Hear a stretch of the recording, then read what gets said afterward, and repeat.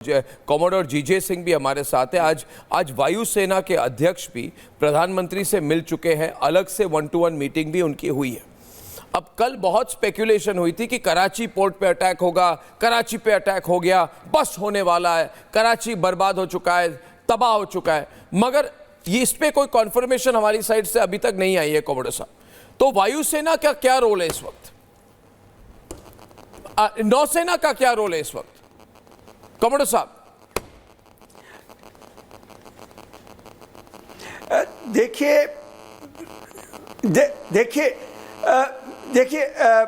अर्नब, मैं आपको उस पॉइंट को पहले लेना चाहता हूं जो आपने कहा कि वो बिल्कुल कंफ्यूज है, उनकी आर्मी, उनकी गवर्नमेंट बिल्कुल कंफ्यूज हो रखी है कि ये हुआ क्या है।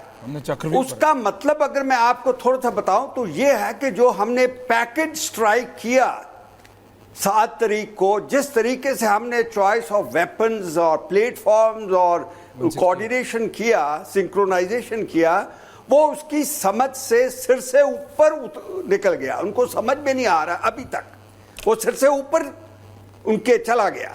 तो अभी उनको ये पता नहीं लग रहा क्योंकि हमारा जो एयरक्राफ्ट कैरियर है 20-25 तक जो हमारे शिप्स हैं नीचे, कितनी सबमरीन उनको पता नहीं है।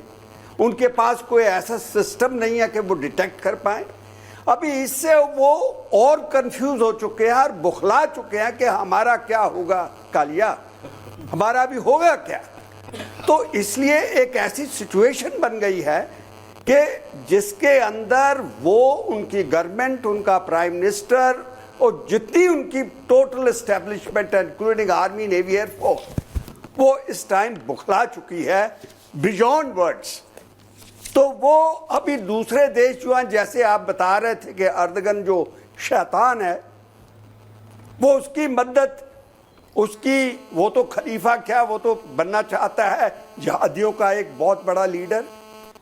वो जो है उसने देखा जब कि भाई यहाँ पे तो मेरी दाल गलने वाली नहीं है, तो वो अभी सोचेगा कि मैं यहाँ से कैसे भागूं। उनका जो कॉर्वेट था वो भी मेरा ख्याल अभी भाग गया होगा, क्योंकि जब हमने इतना बड़ा पावर प्रोजेक्शन किया है नेवी की तरफ से, खास करके जब एक कैरियर बैटल ग्रुप हम खड़ा कर देते अपने वेस्टर्न सी बोर्ड के ऊपर, फ्लैंक के ऊपर, और वो कराची के टेरिटोरियल जो वाटर्स हैं जो 25 किलोमीटर तक होते हैं वहां पे आके खड़ा हो जाता है, तो अपने आप उनके जहन के अंदर एक डर का, जो कहते हैं कि तूफान उड़ जाता है, भाई ये क्या होगा हमारा। क्योंकि ऑडियो में कोई दिक्कत है, ऑडियो में दिक्कत है। जनरल केके सेना इंपॉर्टेंट पॉइंट पे कट गई। जनरल केके साहब, आपकी ऑडियो आ रही है? ये मन में मेरा एक ही पॉइंट है। जनरल केके साहब, आपको आवाज आ रही है? Can I hear you? Hello hello hello KK साहब, कैन यू टॉक समथिंग? आ रही है। मैं ये कह रहा हूं, अगर इसी एनालिसिस को आगे ले जाते हुए, आपकी आवाज गूंज रही है। इसी एनालिसिस को आगे ले जाते हुए, जैसे आम भाषा में कहते हैं जहरीले सांप को डर लग जाए तो वो काट देता है। अब पाकिस्तान एक जहरीला सांप है, डरा हुआ सांप है। क्या ये काटने की कोशिश करेगा दोबारा? यानी कि कल जो इन्होंने 500 ड्रोन्स टेस्टिंग के लिए करवाए, क्या आज रात को भी कुछ कर सकते हैं, परसों कुछ कर सकते हैं, अपने वेपन सिस्टम चेंज कर सकते हैं? क्योंकि ये बौखला चुके, रैशनली नहीं सोच रहे, ये सुलझे हुए लोग नहीं हैं। इन पे प्रेशर है, इन पे बहुत प्रेशर है, अपने देश में इन पे पॉलिटिकल प्रेशर है। तो इसमें या को कुछ गलती कर सकते हैं क्या ये?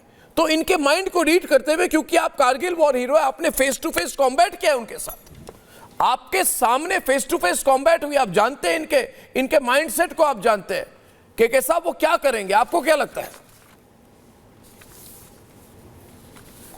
देखिए अर्नब, ये जो आसिम मुनीर हैं वो एक जिहादी हैं, कट्टरता है। 2 वहाँ बहुत बड़े पैदा हुए हैं, एक आसिम मुनीर थे, इसके पहले जौल हक थे।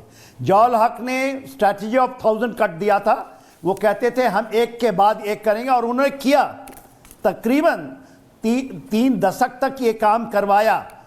मगर आसिम मुनीर के समय, देखिए आज के दिन में जो जियो स्ट्रेटेजिक सिचुएशन है, इनके आका चाइना भले ही आपको न दिखाई दे, अदृश्य हो, टर्की जो खलीफा बनना चाहता है पूरे, देखिए उसने सीरिया में भी अभी बहुत बड़ा चीज किया है, और वो शायद इनके पीछे खड़ा है ये कहने के लिए कि बढ़ो तुम, हम देखेंगे। इनको ये नहीं पता कि जो दर्जे हरारत हम बढ़ा रहे हैं और जो उन्होंने कत्ले गारत की है, क्योंकि जिहादी उसी लाइन पे हुआ है जो 22 अप्रैल को हुआ, 26 निहत्ते लोगों को, और उनके कौन सी मजहब है, कलमा पढ़िएगा कि नहीं, आपने किया, और उसका रिट्रीब्यूशन 25 मिनट में आप पूरे के पूरे उनके इंफ्रास्ट्रक्चर को खत्म कर देते हैं साहब। आप ये बताइए, जो आप डेमोन्स्ट्रेट करते हैं, उनकी तो जमीन के नीचे की धरती तो खिसक चुकी है, मगर वो जो एक हारा हुआ मुजरिम जो कि जिहादी है, वो तो आप आज वो तो जिहाद की सीमा ही लांघ गए। वो कहते हैं मदरसे में बच्चे वाले जो बच्चे पढ़ते हैं और कलमा पढ़ते हैं, वो हमारे सेकंड लाइन डिफेंस हो गए। तो देखिए साहब, ये जो जिहादी सोच तो मरा नहीं है, जिहादी सोच मरा नहीं है, आसिम मुनीर मरा नहीं है। सबसे बड़ा जिहादी ये है, यदि हमने इसको टारगेट नहीं किया तो ये जिहादी चाहे वो मर जाएगा, चाहे आप उसको तर्ज करके मार दें, ये फिर से खड़ा करेगा यदि आपने इसको छोड़ दिया। मगर के साहब, ये 1947 के बाद पहली बार इतना चैलेंज हो चुकी है पाकिस्तान की आर्मी। पाकिस्तान की आर्मी 1947 के बाद शायद 1971 में भी इतनी चैलेंज नहीं हुई थी जो इस बार हो चुकी है, क्योंकि खुलेआम उनको पाकिस्तान असेंबली में उनकी धज्जियां उड़ रही हैं। तो ये मतलब माइंड से सोच की, ये कहते हैं ज्यादा अटैक करोगे तो हम न्यूक्लियर बम चला देंगे। अच्छा, ये हमेशा कहते हैं ज्यादा अगर हमारे एग्जिस्टेंस को चैलेंज करोगे, यानी कि हमारे हमारे अस्तित्व पर चैलेंज हो जाएगा, हमारे अस्तित्व पर चैलेंज हो जाएगा तो हम न्यूक्लियर बम चला देंगे। इस पर आपकी क्या राय है जनरल जी? क्या ये कर सकते हैं के साहब? देखिए, जो शायद अब मेरे से सवाल है देखिए, ये जो न्यूक्लियर बोगी है, we should not get into the trap of it. ये इनकी सबसे बड़ी ट्रैप है, और इस ट्रैप के तहत उन्होंने 99 से लेकर आज तक जो किया है ये करते रहे हैं। इस ट्रैप में हम कारगिल में भी फंसे थे। कारगिल में हम लोगों ने, कुछ लोगों ने हिम्मत करके उस पार जा करके कुछ चीजें हुई हैं जो शायद देश अभी पता चलेगा कि हमको उस तरह करना चाहिए और डिक्लेयर करना चाहिए।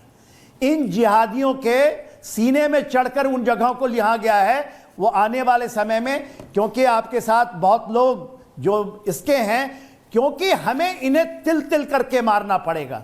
देखिए, यदि आप ये कहिए कि हम शायद पीओके छोड़ देंगे, इम्पॉसिबल है, ये हम नहीं कर सकते, हम पंजाब पे कुछ नहीं कर, पंजाब में तो आपने मार दिया साहब, आपने लाहौर के ऊपर में एयर डिफेंस सिस्टम को ही सप्रेस कर दिया।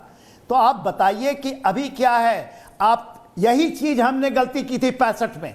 मेरी बटालियन 46 है, अर्नव सारागढ़ी बटालियन, जहां पे मैं कमीशन लिया था, वो इच्छोगल केनाल में बैटल ऑफ बरकी के ऊपर में 12 किलोमीटर लाहौर पे खड़ी थी, और ये कह रही थी कि हम जाएंगे। जल हरबख्श आर्मी कमांडर होते थे। फोर्सेक छम जोड़ियां की लड़ाई में उनके पूरे के पूरे टैंक को ध्वस्त कर दिए थी, मगर हमने कहा कि नहीं भाई, हम वापस आ जाएं। मगर मुझे पूरी उम्मीद है, मेरी एनालिसिस और आपकी एनालिसिस सही है, ये लीडरशिप फिर नहीं आएगा, ये अपॉर्चुनिटी कभी नहीं आएगी, ये समय कभी नहीं आएगा। तो ये